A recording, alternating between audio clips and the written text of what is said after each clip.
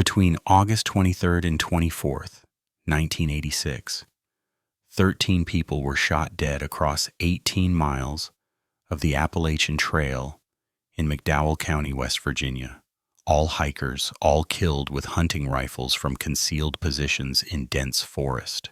The perpetrators weren't serial killers drifting through Appalachia, weren't escaped convicts, weren't even strangers to these mountains. They were 4 brothers from the Boone family, Clayton, Raymond, Dale, and Marcus, moving through terrain they'd known since childhood, systematically eliminating anyone they found on what they believed was an illegal invasion of their ancestral land. The FBI would later call it the deadliest attack on recreational hikers in American history. But the motive wasn't robbery, wasn't a dispute over drugs, wasn't even random violence born from isolation and madness. It was 127 acres of mountain property the Boone family had owned for 63 years, land they believed the federal government was trying to steal through the Appalachian Trail expansion, and 4 men who decided that defending family property justified any amount of bloodshed. If you have the courage to hear this story, leave your like and subscribe to the channel. But I warn you, this narrative contains extreme violence based on real events. McDowell County, West Virginia, sprawled across 535 square miles of some of the most rugged terrain in the eastern United States in 1986. The county sat in the southern tip of the state, where the Appalachian Mountains rose in successive ridges, each peak breaking 4,000 feet, each valley so narrow that sunlight only reached the bottom for a few hours each day.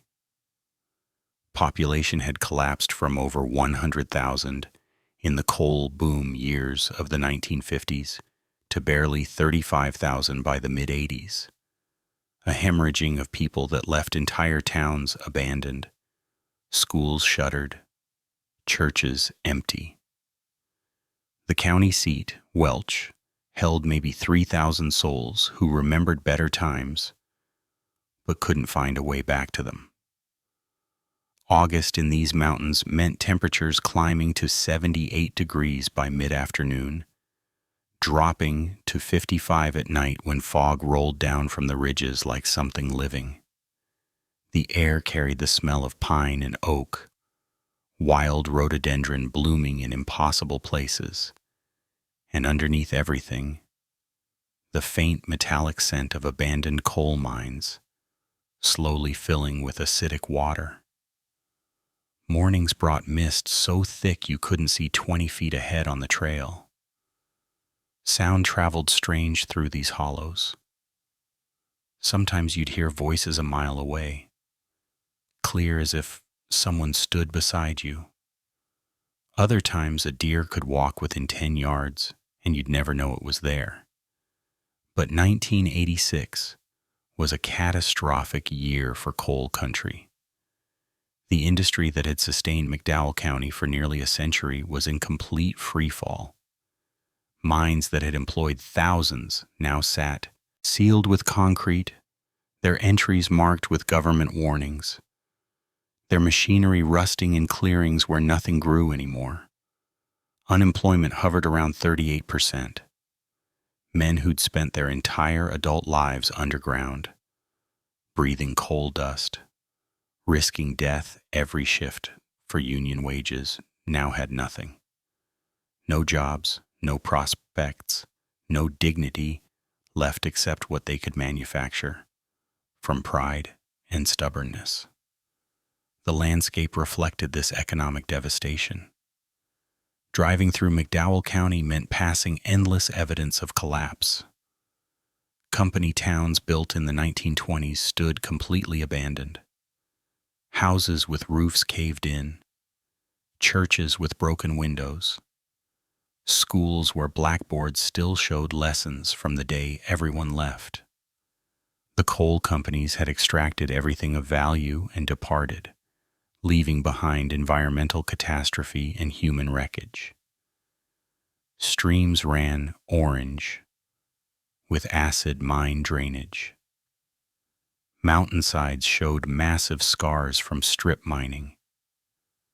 The land itself looked wounded, poisoned, used up. In this wasteland, some families clung to the only thing the coal companies hadn't taken, the land their grandfathers had purchased before the boom.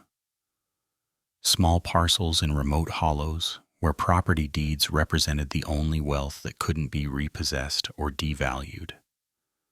For men like the Boones, those 127 acres weren't just property. They were identity, heritage, proof that their family had existed before coal and would exist after.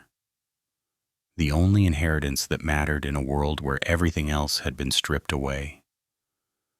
The mountains provided what little economy remained, hunting both legal and otherwise, small-scale timber cutting, gardens that supplemented food stamps, and in fierce independence born from generations of corporate exploitation, a bone-deep distrust of any outside authority claiming jurisdiction over mountain land.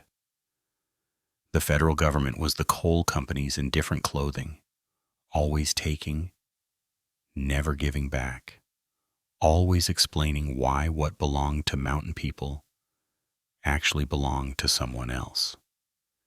Clayton Robert Boone was 42 years old that August, though he looked closer to 55. 6 feet tall but stooped forward from 17 years, spent hunched in coal seams, barely 4 feet high. His body showed the accumulated damage of a life lived hard. His hands were massive, knuckles swollen with arthritis that no amount of aspirin could touch, fingers permanently stained black from coal dust that had worked its way under the skin. A thick scar ran across his right shoulder, a souvenir from Vietnam.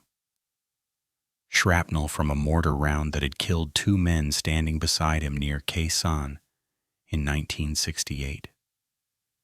Every morning, Clayton woke at 5 o'clock in the house his grandfather had built in 1928, made coffee in a percolator so old the bottom had worn thin, and sat at the kitchen table reading from a King James Bible his mother had given him when he deployed to Southeast Asia. He'd read 1 chapter, drink his coffee, black and bitter, then step outside to watch the sun come up over Berwind Mountain. He'd smoke 1 cigarette, unfiltered Pall Mall, and then he'd start his day. Check the property lines, walking the boundaries his grandfather had shown him when he was 8 years old, looking for any sign of encroachment, any evidence that the world was trying to take what belonged to the Boones. He'd married Sarah Louise Hatfield in 1966, right after his discharge from the Army.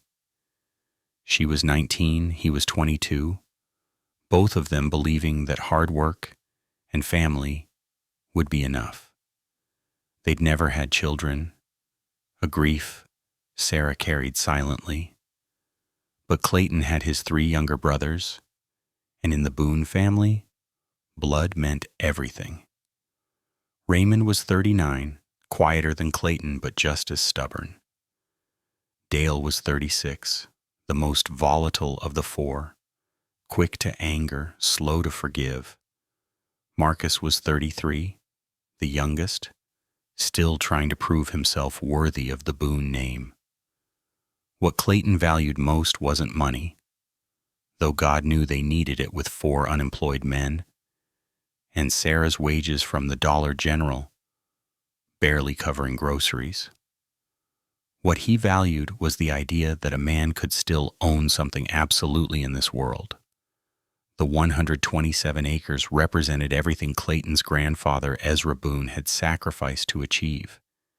Ezra had worked in the mines from age 12 to 63, had saved every penny he could spare from feeding his family, and in 1923 had purchased the land from a widow whose husband had died in a mine collapse. The property sat 3 miles up Crane Nest Hollow, accessible only by a dirt road that turned to mud every spring and ice every winter. Dense forest covered most of it, oak and hickory and pine growing on slopes so steep you needed both hands to climb them. A creek ran through the bottom, cold spring water that never went dry, even in the worst droughts. Ezra had built the house himself, cutting timber from his own land, hauling stones from the creek for the foundation.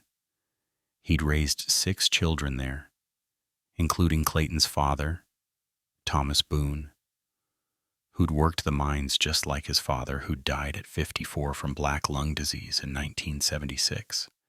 On his deathbed, Thomas had gathered his 4 sons around him and made them swear an oath. Don't let anyone take this land.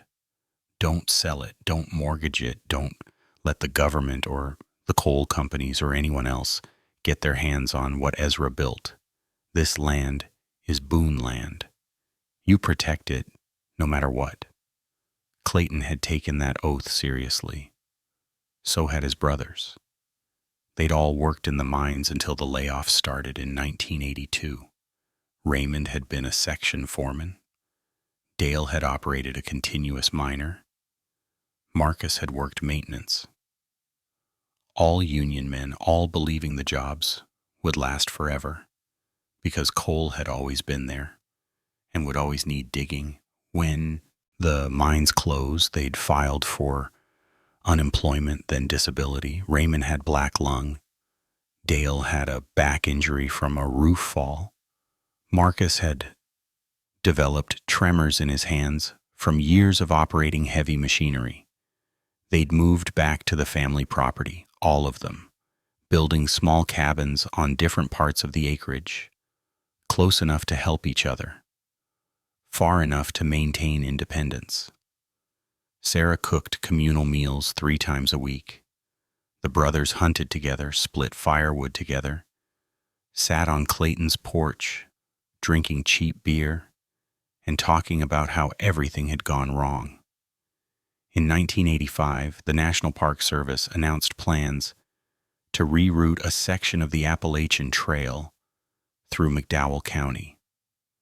The trail, a continuous footpath stretching over 2,000 miles from Georgia to Maine, had been slowly acquiring federal protections since the 1960s.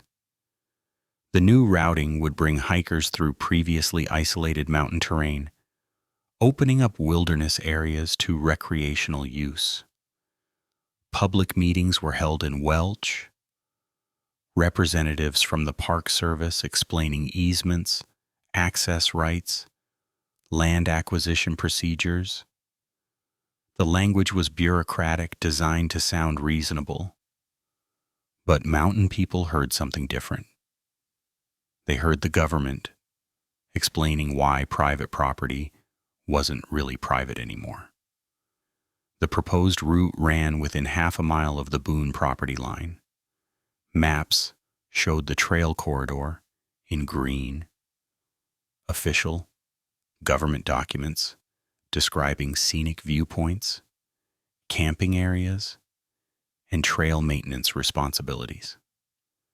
Clayton attended every meeting, sitting in the back of the county courthouse with his brothers, listening to federal employees talk about the greater good, about public access to natural resources, about how landowners would be fairly compensated for any property taken through eminent domain. The words sounded exactly like what coal company lawyers had said before destroying mountains for profit. Different vocabulary, same theft. After one meeting in September 1985, Clayton had approached a Park Service representative, a young woman from Washington, who'd never spent a day in these mountains. He'd asked her directly, what happens to people who don't want hikers on their land? She'd smiled, patronizing and certain, and explained that the trail corridor had federal protection, that adjacent landowners needed to respect hiker access, that this was for everyone's benefit. Clayton had walked away understanding that the government considered his family's property rights negotiable, subject to whatever Washington decided served the public interest. The brothers began noticing changes in early 1986. Survey markers appeared on trees near their property line. Hikers started appearing on roads that had never seen outsiders before, asking directions, requesting water, treating the mountains like a theme park built for their entertainment. In March, Clayton found a hiker who'd wandered onto Boone land, a college student from Pennsylvania who'd gotten lost following his map. The 13 people who would die that August weekend were strangers to each other and strangers to McDowell County. They came from 7 different states, ranging in age from 21 to 63, united only by their decision to hike sections of the Appalachian Trail during the late summer of 1986. Michael David Chen was 23, a recent graduate from Penn State with a degree in environmental science. He'd saved money from his job at a sporting goods store to buy proper gear and spend 2 weeks hiking through Virginia and West Virginia before starting graduate school. His parents, immigrants from Taiwan, who'd built a restaurant business in Philadelphia, worried about him hiking alone but understood his need for this experience.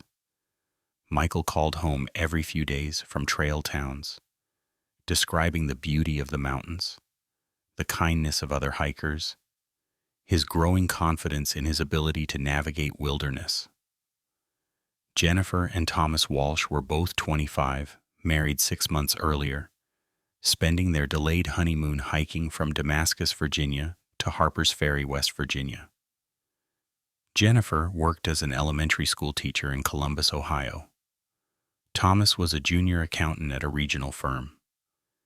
They'd met in college, bonded over a shared love of backpacking, and planned to hike the entire Appalachian Trail over several years, tackling it in sections. Their families described them as careful, prepared, responsible. They carried detailed maps, checked in regularly, followed every safety protocol. Nothing in their planning accounted for being shot by men who believed they were trespassing. Robert James Morrison, 63, was hiking alone, attempting to complete the trail sections he'd missed during a through-hike attempt in 1978. Recently retired from teaching high school history in Portland, Maine, he'd lost his wife to cancer the previous year and found solace in long-distance walking. His daughter had begged him to wait, to not hike alone at his age. But Robert needed the solitude, needed to feel capable and strong again. After watching his wife diminish, he carried her photograph in his pack, planned to scatter her ashes at scenic viewpoints along the trail. Sarah Elizabeth Kowalski, 21, and her younger brother David, 19, were hiking together from their home in Pittsburgh, Pennsylvania. Sarah had just completed her junior year studying biology. David was taking a gap year before college, working construction to save money. Their father, a steel worker who'd been laid off when the mills closed, had taught them to love the outdoors as a free escape from economic anxiety. They carried minimal gear, supplemented their food by foraging, and called their mother every Sunday from whatever town they'd reached. On June 14th, 1986, a Saturday afternoon, when temperatures climbed into the low 80s and humidity made the air feel thick enough to swim through, Clayton Boone encountered 3 hikers crossing what he believed was his property line. The trail itself ran half a mile east, clearly marked with white blazes painted on trees. But these hikers had taken what they thought was a shortcut, following an old logging road that cut through the corner of Boone land. They were college students from Virginia Tech, two young men and a woman, carrying heavy packs and consulting a map that showed the logging road as a potential alternate route. Clayton had been checking fence lines when he saw them. He'd walked down the slope, rifle slung over his shoulder like he always carried it in the woods, and confronted them on land his grandfather had purchased 63 years earlier. The conversation started civil enough. Clayton asked what they were doing on private property.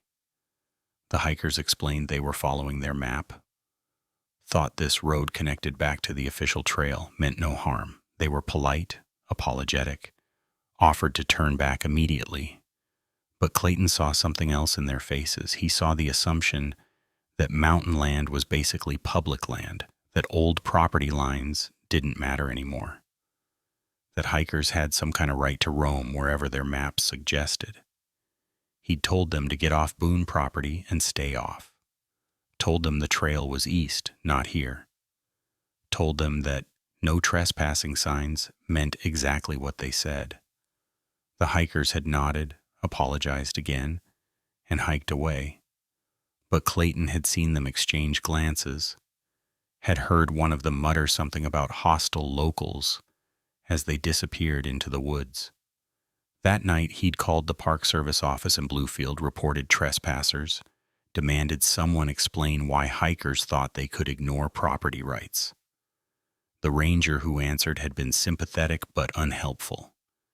He'd suggested Clayton post more signs, maybe put up additional fencing, work with the Park Service to clarify boundaries. Work with them. Cooperate with the same federal government that had let coal companies destroy these mountains. The family meeting happened on July 19th, 1986, a Saturday evening after Sarah had served dinner. Fried chicken, green beans from the garden, cornbread made in a cast-iron skillet that had belonged to Ezra's wife. The four brothers sat on Clayton's porch as the sun dropped behind Burrend Mountain, drinking Pabst Blue Ribbon from cans, smoking cigarettes, talking in the shorthand of men who'd known each other all their lives. Clayton laid out his concern. The hikers weren't stopping. Every week he saw more of them, sometimes on the official trail, sometimes wandering onto Boone land. The Park Service didn't care about property rights. The federal government was using the trail as an excuse to take over private land, same way they'd done with national forests, same way coal companies had stolen mineral rights from mountain families, too poor to hire lawyers. Raymond understood immediately. He'd served in Vietnam too, had been at Khe Sanh with Clayton, had learned that when authority fails, men handle their own problems. Dale, always the most volatile, wanted to confront every hiker personally, put fear into them. Marcus, youngest and still seeking his brother's approval, agreed with whatever Clayton decided. Sarah, listening from inside the house, felt dread settling in her stomach, but said nothing. Mountain wives learned when to speak and when to let men convince themselves they were protecting family. Clayton proposed a plan. They'd patrol the property line, all of them, armed and visible. They'd make it clear that Boone land meant something in mounting, that trespassers would face consequences. Not violence, not yet, but intimidation. Mountain justice, the kind their grandfather and father had practiced when law enforcement was 40 miles away and uninterested in local disputes. If hikers saw armed men guarding property, they'd learn to respect boundaries. The Park Service would understand that some families wouldn't surrender their land quietly. But underlying Clayton's rational explanation was something darker, something Vietnam had planted and unemployment had fertilized. The belief that the world was divided into those who took and those who got taken, that respect came from fear, that weakness invited destruction. He'd spent 17 years underground, letting coal companies dictate his life. He'd spent 2 years in Vietnam, following orders that got better men killed. He'd spent the last 4 years watching everything his family had built crumble into poverty and irrelevance. The weapons had always been there, passed down through generations, like the land itself. Ezra Boone had owned a Winchester Model 70 rifle in 30-06, purchased in 1942, used for deer hunting every November, until he'd become too old to climb mountains. Thomas Boone had added a Remington 700 in .270 Winchester, bought used in 1958, scope mounted for long-range shooting.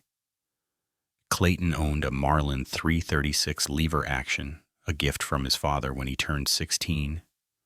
Raymond had a Savage 110 in .243 Winchester.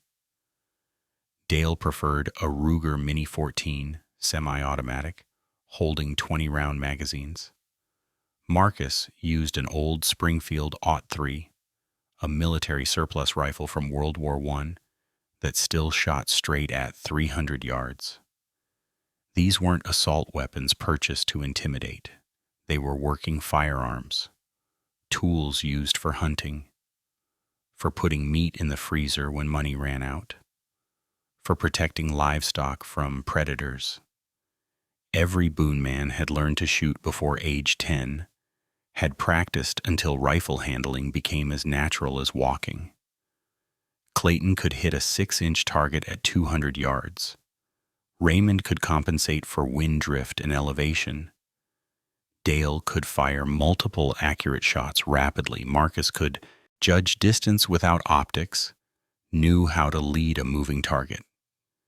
In late July, the brothers began practicing in earnest. They'd hike 2 miles back into their property, where gunshots wouldn't carry to neighbors, set up targets against a natural backstop, and run drills. Clayton emphasized discipline, patience, clean kills on game animals. But the practice sessions took on a different character. They started timing how quickly they could acquire targets, how effectively they could coordinate fire from different positions, how to set up overlapping fields of fire. Military tactics Clayton and Raymond had learned in Vietnam, adapted for mountain terrain, they knew better than any jungle. They scouted positions along the trail corridor, finding natural hides where a man could observe hikers without being seen, ridgelines that offered elevation advantage, dense rhododendron thickets that provided concealment, rock outcroppings that served as stable shooting platforms. They mapped distances, noted landmarks, created a tactical understanding of terrain that transformed familiar mountains into a battlefield. Sarah watched them leave each morning with rifles and return each evening with expressions she hadn't seen since Clayton came home from war. Dawn broke over McDowell County at 6:17 a.m. on August 23, 1986. Temperature stood at 56 degrees, humidity high enough that fog filled every hollow, reducing visibility to less than 50 feet in places. The 4 Boone brothers had been awake since 4:30, drinking coffee in silence, checking weapons, loading vehicles with supplies for what Clayton called a patrol. They'd driven separately up logging roads to different positions along a 7-mile stretch where the Appalachian Trail passed nearest to their property. No specific plan had been articulated. No explicit decision to kill had been discussed.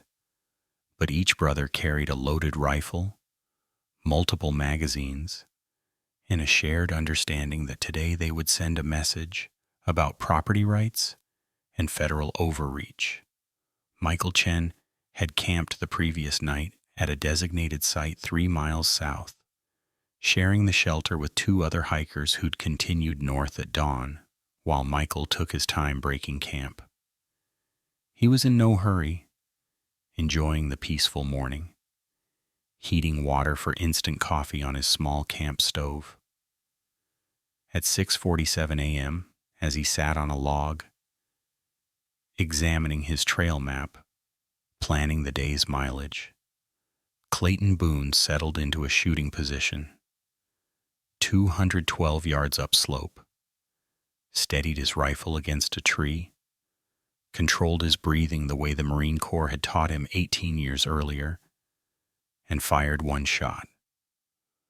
The 150-grain bullet struck Michael in the upper back, destroying his aorta, dropping him instantly. He died within seconds, never understanding what had happened, never seeing his killer. Clayton waited 5 minutes, watching through his scope for any movement, then descended to the campsite. Michael's body lay where it had fallen, blood pooling on ground still wet with morning dew. Clayton felt nothing. No remorse, no horror, no recognition that he'd just murdered an innocent person. What he felt was satisfaction. 1 less trespasser, 1 less federal agent disguised as a hiker. 1 message sent. He dragged the body 50 yards off trail, covered it with leaves and fallen branches, took nothing, left no evidence except the shell casing he pocketed. Then he returned to his truck, drove to a predetermined meeting point, and reported to his brothers using a citizens band radio. 1 down. The patrol continues. Raymond, positioned 4 miles north, had spotted the Walsh couple hiking together, talking quietly, enjoying the scenery. Jennifer Walsh died at 7:23 a.m. Shot from a distance of 187 yards while drinking water from her canteen, Raymond's bullet struck her in the chest, killing her almost instantly. Thomas heard the shot, saw his wife of 6 months collapse, and ran toward her before understanding what was happening. Raymond's second shot hit Thomas in the leg, shattering his femur. He fell screaming, crawling toward Jennifer's body, and Raymond's third shot ended him. The newlyweds died within sight of each other. Their carefully planned honeymoon hike ending in a clearing where morning sunlight filtered through oak trees. Dale Boone had positioned himself on a ridge overlooking a narrow section of trail where hikers had to traverse a steep slope single file. He'd been there since 5:30, patient and still, waiting. At 8:05 a.m., Robert Morrison came hiking north, moving slowly given his age, using trekking poles for stability on the uneven terrain. Dale let him pass underneath, then shot him in the back from 60 feet above. Robert tumbled down the slope, breaking bones, his pack catching on laurel bushes. He was still alive when he came to rest, still conscious but unable to move. Dale descended, stood over the 63-year-old retired teacher, and fired a second shot into his chest. Robert's last thought was of his wife, buried 3 months earlier, and how he'd failed to scatter her ashes as promised. Marcus Boone, eager to prove himself to his older brothers, had taken a position near a stream crossing where hikers typically stopped to filter water. Sarah and David Kowalski arrived at 9:15 a.m., exhausted from climbing 3,000 feet of elevation since dawn. They shed their packs, pulled out their water filter, and knelt by the creek. Marcus shot Sarah first, the bullet entering below her right shoulder blade. David heard his sister scream, turned toward the sound, and took Marcus's second shot in the abdomen. He fell backward into the creek, cold water shocking his system, blood mixing with the current. Sarah tried to reach him, crawling despite her wound, calling his name. Marcus fired twice more, ensuring both siblings died. Within arm's reach of each other, their blood flowing downstream toward communities that would drink from this watershed tomorrow. By 10 a.m., 7 hikers lay dead across 7 miles of trail. The Boone brothers reconvened at their rally point, a clearing on family property where they'd parked 2 pickup trucks. They'd brought sandwiches, thermoses of coffee, cigarettes. They ate lunch, discussing kills like hunters tallying deer. Clayton praised Raymond's accuracy. Dale laughed about the old man tumbling down the slope. Marcus, desperate for approval, described how the brother and sister had died together. None of them expressed doubt, remorse, or recognition that they'd crossed a boundary that separated humans from monsters. They saw themselves as patriots defending property rights, as warriors fighting federal tyranny, as men doing what needed to be done when law failed. After lunch, they returned to their positions. The day had warmed to 74 degrees. Fog had burned off, leaving clear skies and unlimited visibility. Perfect hunting conditions. At 11:37 a.m., 3 friends from North Carolina, hiking together for mutual safety, encountered Dale Boone on what they thought was the marked trail. Kevin Martinez, age 28, worked as a nurse. Lisa Thompson, age 26, taught middle school English. James Caldwell, age 29, was a firefighter. They'd known each other since college, took annual hiking trips together, considered themselves experienced backcountry travelers. Dale stepped onto the trail in front of them, rifle raised, and asked what they were doing on Boone property. Kevin tried to de-escalate, explaining they were on the Appalachian Trail, showing their map, offering to turn back if they'd somehow wandered off the route. Dale shot Kevin first, center mass, dropping him instantly. Lisa screamed and ran. Dale shot her in the back after she'd made it 30 feet. James, trained to run toward danger as a firefighter, charged Dale despite being unarmed. Dale shot him twice at close range, watching him fall at his feet. Dale stood over the bodies for several minutes, feeling power he'd never experienced in the mines, or the military, or anywhere else. He'd just killed 3 people in under 60 seconds, and nothing would bring them back. Nothing would punish him. Nothing mattered except that he'd proven he wouldn't be pushed around anymore. Clayton, from his position 2 miles north, heard Dale's rapid gunfire and understood his brother had lost control. The plan had been surgical, calculated, Individual hikers shot from distance with single rounds, bodies hidden, time bought before discovery. Dale's panic killing of 3 people in one location meant eventual discovery, meant law enforcement response, meant the operation had a timeline now. Clayton used the CB radio to recall his brothers. They needed to finish quickly and return to defensible positions.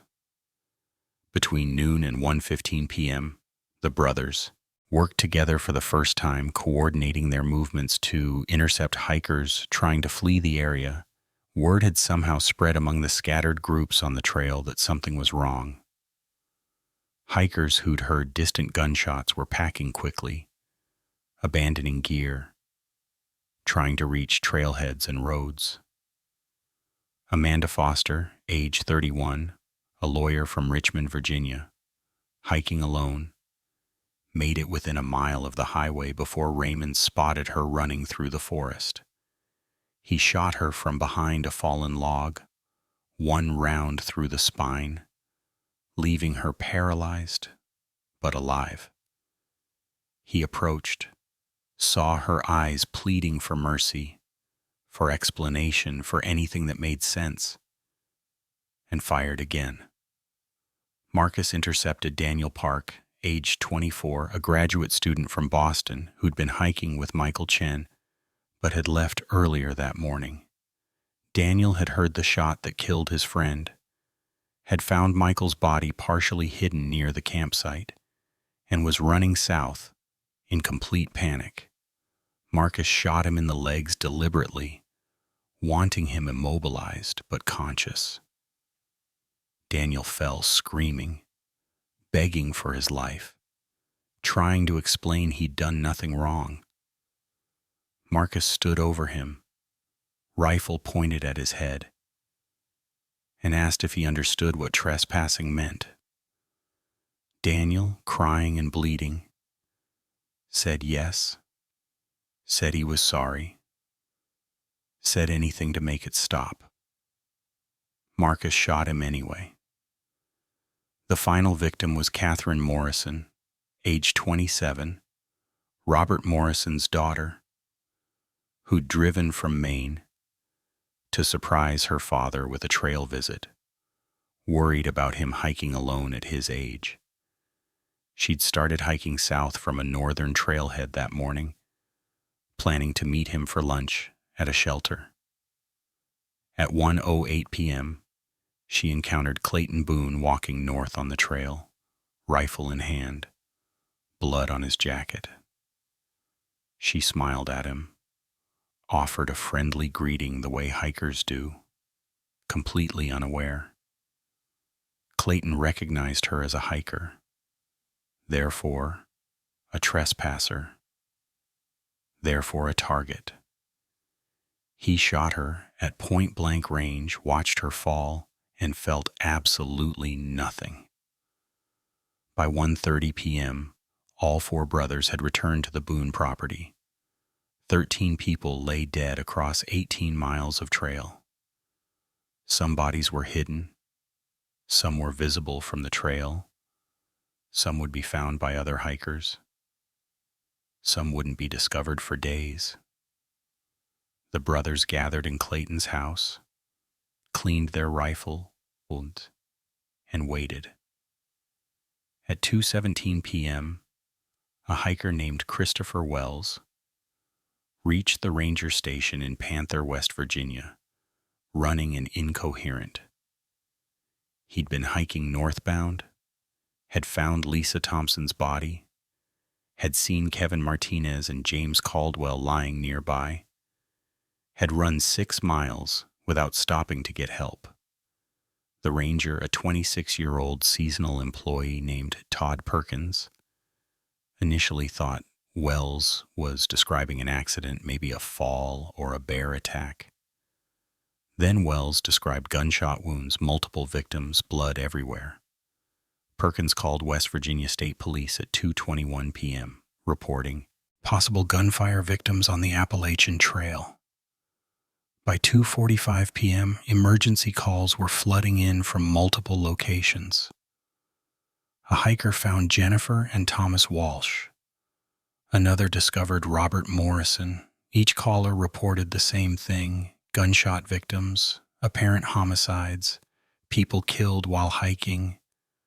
The McDowell County Sheriff's Department, staffed by 7 deputies, covering 535 square miles, was overwhelmed immediately. State police dispatched units from Bluefield, 43 miles away. The FBI field office in Charleston, 90 miles distant, received notification at 3:05 p.m. Search and rescue teams began deploying to reported body locations, but the scale of the incident remained unclear. Were these separate incidents or one coordinated attack? How many victims existed? Was the shooter still active? First responders reached the Walsh bodies at 3:32 p.m., confirmed both dead from gunshot wounds. They found Morrison at 4:06 p.m.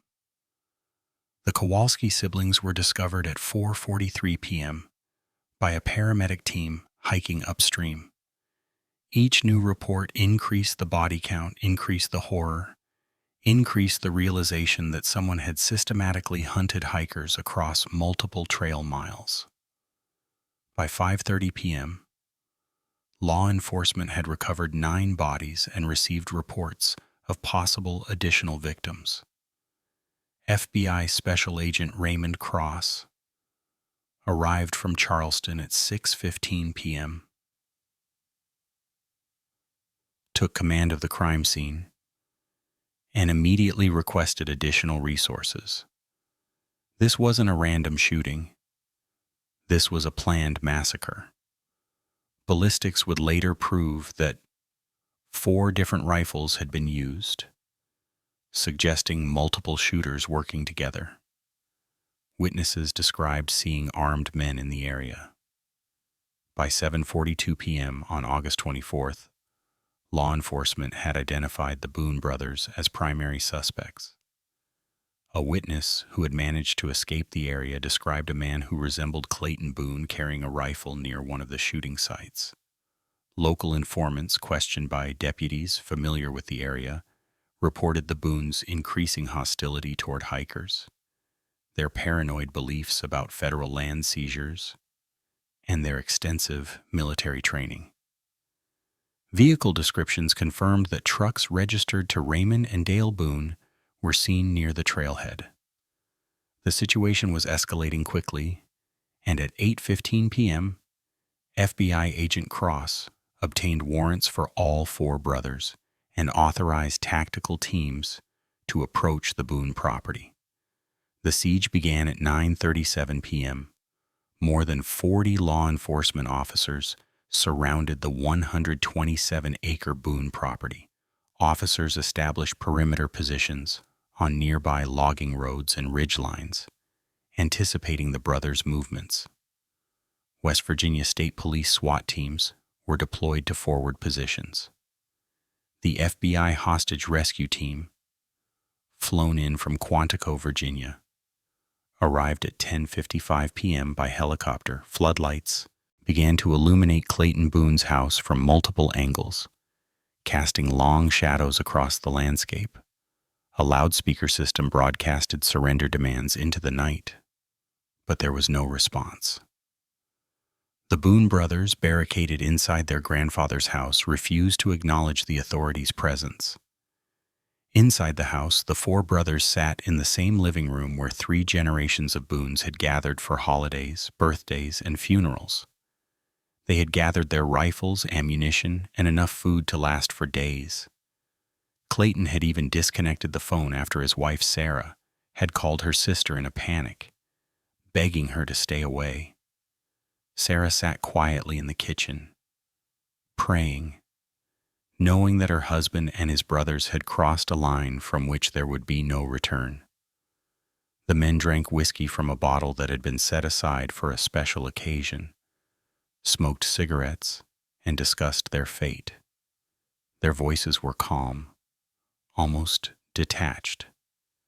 as if they had already accepted death. Raymond, the most hot-headed of the group, argued that they should fight their way out, taking as many law enforcement agents as possible before meeting their own end.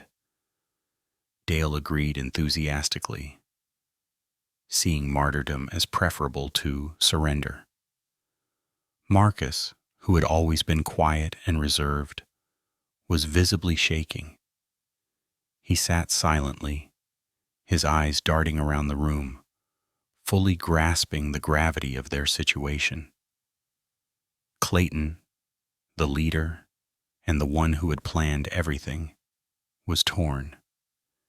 He had always believed in protecting the land, his family's land. But now, as the magnitude of what they had done settled in, he realized they had destroyed their legacy. They had killed 13 innocent people. And for what? In the end, the government would take their land anyway. But now the Boone name would forever be associated with mass murder.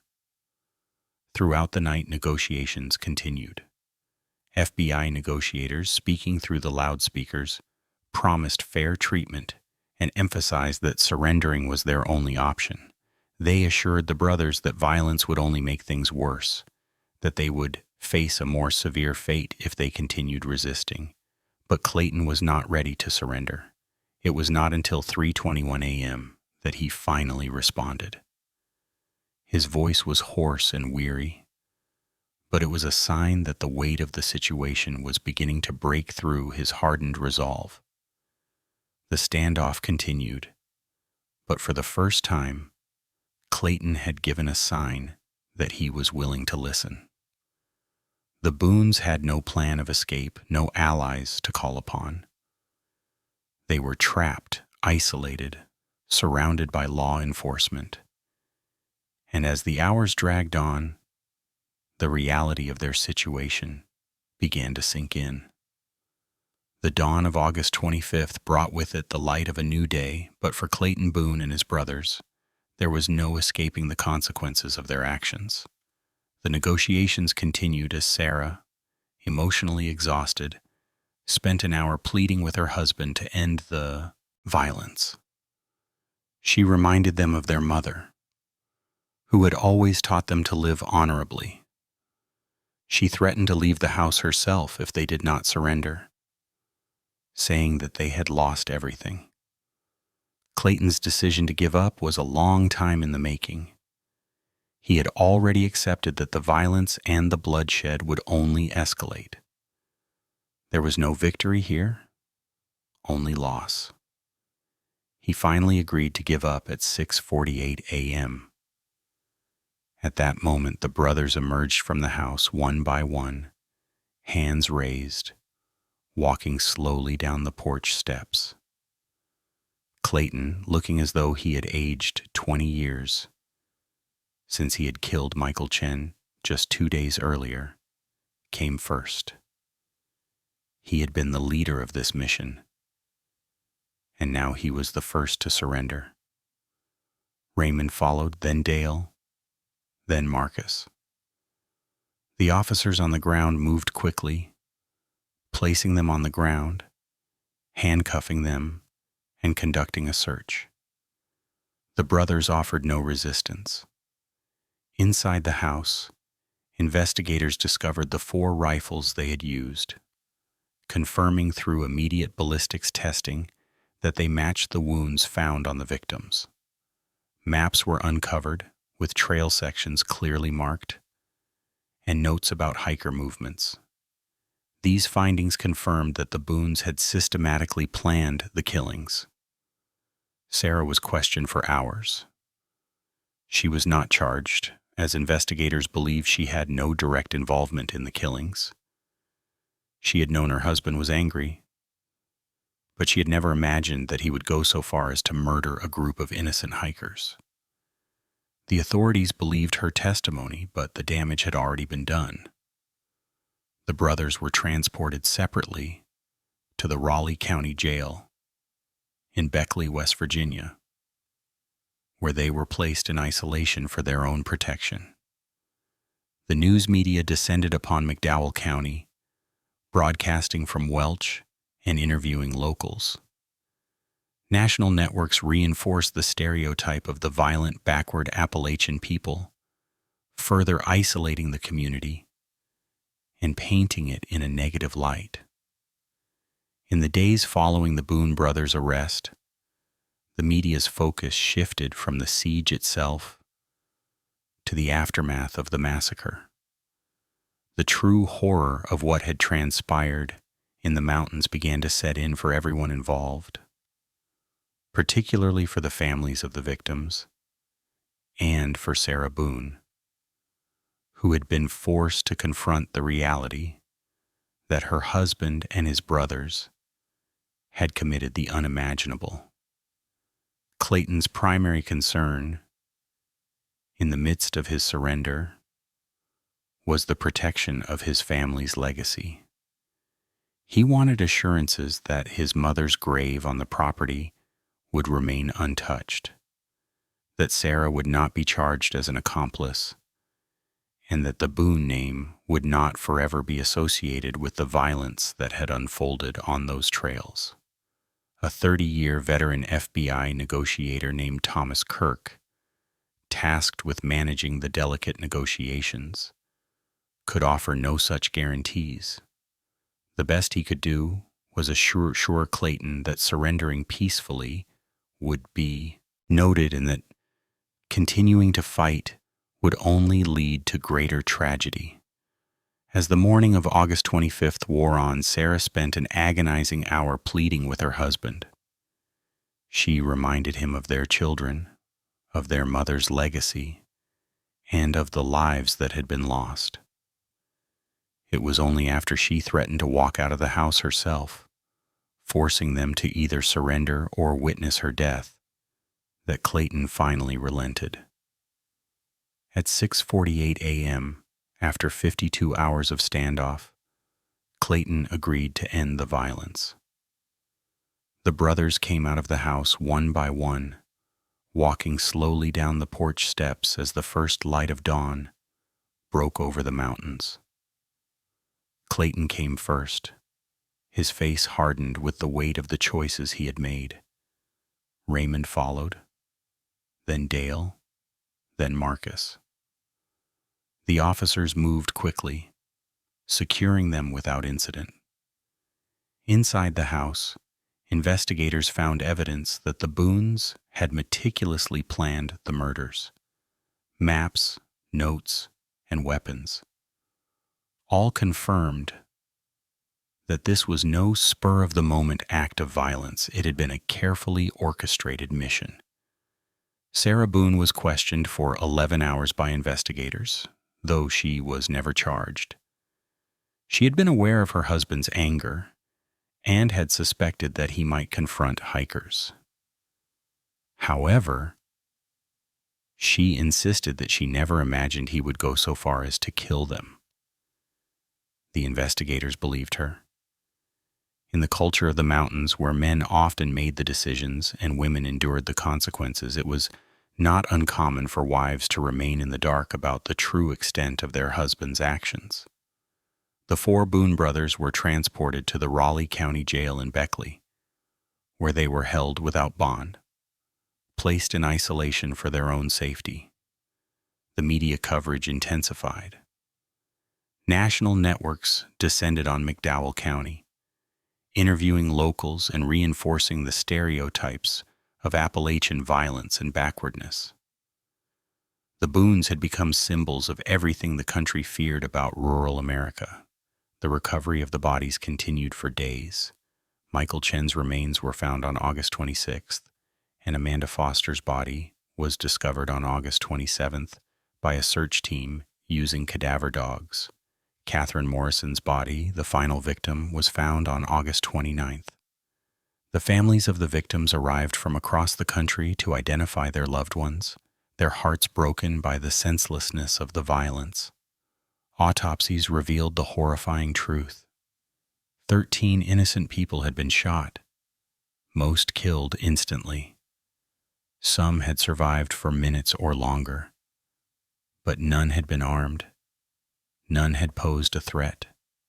None deserved to die. The mountain trails, once a place of escape and beauty, had been stained with blood, and nothing would ever erase the horror that had occurred there. The trial of the Boone brothers began on April 6, 1987, at the Kanawha County Courthouse in Charleston, West Virginia. The venue had been moved from McDowell County due to the intense pre-trial publicity and the overwhelming local sympathies for the Boones. In McDowell County, many people still viewed the brothers not as murderers, but as victims of a corrupt system. The very system that they believed was trying to take away their land. They were mountain men, after all, standing up against what they saw as a government out of control. The prosecution, led by U.S. Attorney David Walsh, no relation to any of the victims, was prepared to show that there was no justification for what the Boone brothers had done. They presented a formidable case, one backed by irrefutable evidence. Ballistics testing confirmed that the Boone brothers' rifles had been used to kill the hikers, and witnesses placed them near the scenes of the killings. The brothers themselves had confessed to the murders during their interrogations before any lawyers had arrived on the scene. They admitted to killing the hikers because they believed they were trespassing on the Boone family's land. The prosecution's case was clear-cut. The Boones had carefully planned and executed the murders. They were not victims of circumstance, but perpetrators of a deliberate and senseless act of violence. The courtroom became a battleground as Walsh meticulously pieced together the timeline of events, showing how the brothers had stalked and hunted their victims. The stories of the victims' families were presented, each testimony adding to the emotional weight of the case. Parents who had lost children, children who had lost parents. Every voice echoed with grief and horror. The defense, appointed by the court after the Boone family's assets were seized, tried a different approach. Lead defense attorney Robert Hendricks, a Charleston lawyer, had initially been reluctant to take on the case. He understood the difficulty of defending men who had committed such heinous acts, and he was keenly aware of the public outcry against the Boones. But Hendricks believed in due process, and he took the case because it was his duty as an attorney. Hendricks made the case that the Boone brothers were not the monsters they appeared to be. Instead, they were victims of their environment. He argued that the Boone family had been destroyed by years of government policies and the collapse of the coal industry, which had once been the economic lifeblood of McDowell County. The Boones had seen their land, something that had been passed down for generations, threatened by federal land seizure, and they believed that their way of life was under attack. The defense emphasized Clayton Boone's military service in Vietnam, suggesting that the trauma of his experiences had left him with deep psychological scars. Hendricks argued that Clayton's post-traumatic stress disorder, PTSD, had contributed to his delusional belief that the government was conspiring to take their land, leading him to take drastic action to protect it. He called on several experts to testify about the effects of PTSD, painting a picture of Clayton as a man struggling with his past while attempting to defend his family's heritage. The defense tried to humanize the Boones, showing that they were products of a broken system, not cold-blooded killers. Despite the defense's best efforts, the prosecution's case was simply too strong. The victim impact statements from the families of the deceased brought the true human cost of the Boone brothers' actions into stark relief. The jury, many of whom had lived in or around McDowell County, found it difficult to reconcile the image of the Boone brothers they had grown up with, the hard-working rural men of the mountains, with the ruthless killers who had taken 13 innocent lives. The trial lasted 6 weeks, with the jury deliberating for 11 hours. On May 22, 1987, the verdict was announced. All 4 Boone brothers were found guilty of 13 counts of first-degree murder, 4 counts of conspiracy to commit murder, and multiple federal weapons charges. The sentencing phase of the trial followed swiftly. Judge Margaret Chen, a no-nonsense jurist, was well aware of the public and political pressures surrounding the case. She began her remarks by acknowledging the economic hardship in McDowell County and the valid concerns many residents had about land rights. She also expressed understanding of the cultural context of property ownership in the Appalachian region, where the land was seen as an extension of one's identity. But she was clear in her stance. Nothing, absolutely nothing, could justify the premeditated execution of 13 innocent people. Judge Chen sentenced Clayton Robert Boone to 13 consecutive life sentences without the possibility of parole. Raymond Dale and Marcus Boone received identical sentences. None of the 4 brothers expressed remorse during sentencing. Clayton, in a final statement to the court, said simply, "We did what mountain men do. We protected what was ours." His words were cold and devoid of any real contrition. After the verdict, the 4 brothers were transferred to the United States Penitentiary in Leavenworth, Kansas. The facility, located far from the mountains they had tried to defend, would become their new home for the rest of their lives. They were placed in solitary confinement for their own protection, as the notoriety of their crimes made them targets within the prison system. But even as they were removed from the public eye, the fallout from their actions continued to reverberate across the nation.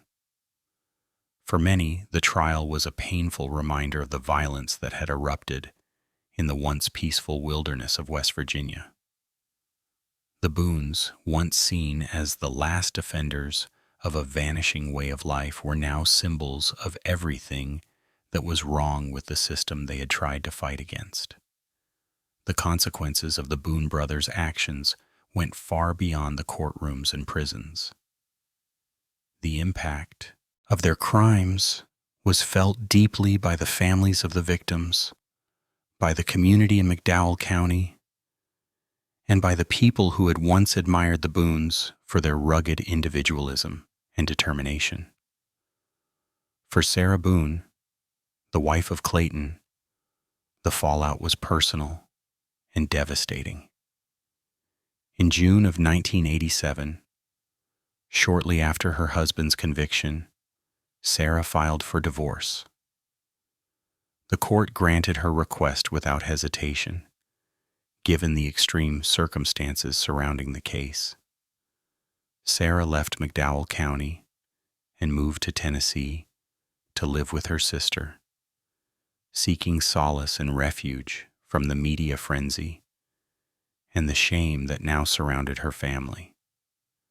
She took a job as a cashier in a grocery store, working tirelessly to support herself until her retirement. But even as she tried to rebuild her life, Sarah never fully recovered from the trauma. She died in 1992 from a massive stroke at the age of 54. Those who knew her spoke of a woman who had once been full of life and hope, but who had been crushed by the weight of what her husband and his brothers had done. Sarah never forgave herself for not having done more to stop them, though she had been powerless in the face of their escalating anger and violence. She spent the remaining years of her life haunted by the knowledge that the man she had loved had chosen land over the lives of innocent people.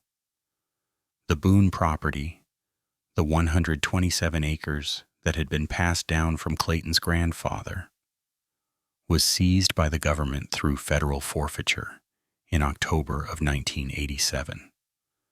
The land was absorbed into the Jefferson National Forest, a part of the public domain. The house where the Boone family had lived for generations was demolished in 1989.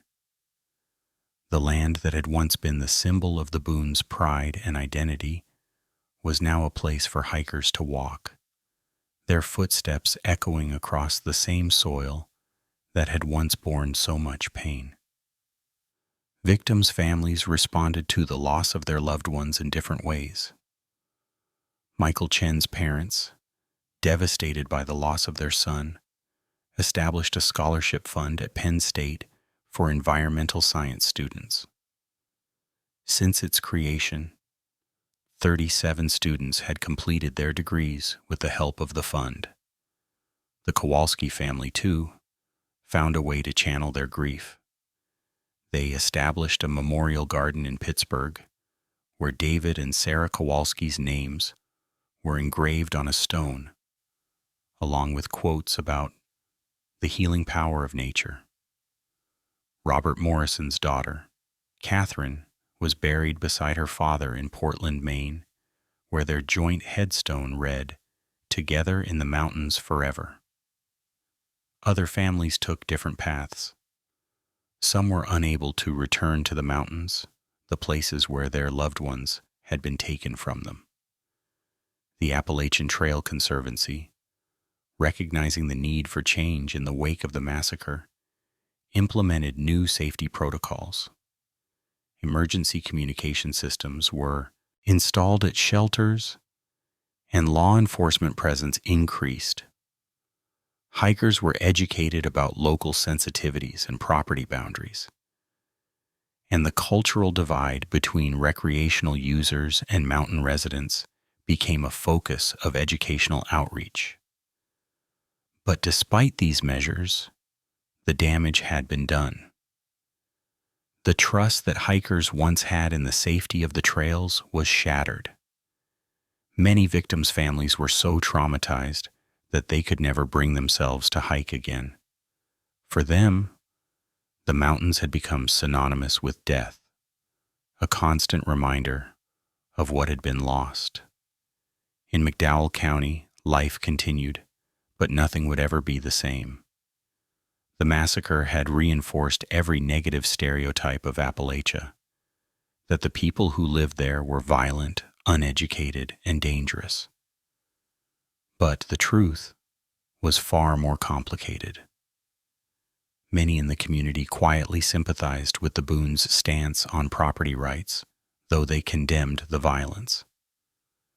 Others, however, expressed deep shame that their county had been the site of such horrific events. The tragedy also underscored the deep economic issues facing McDowell County, where the collapse of the coal industry had left many families struggling. The Boones had been part of that struggle, fighting to hold on to the land that had been their livelihood for generations. But in the end, their violent actions did nothing to save the land. It was taken from them anyway, and their legacy would forever be one of death and destruction, not honor and pride. As the years passed, the Boone brothers remained in Leavenworth, far from the mountains they had tried to protect. None of them ever expressed remorse for their actions, and none ever reconciled with the families they had devastated. The Boones had become a cautionary tale of how a fear of losing everything could lead a person to destroy the very thing they sought to protect.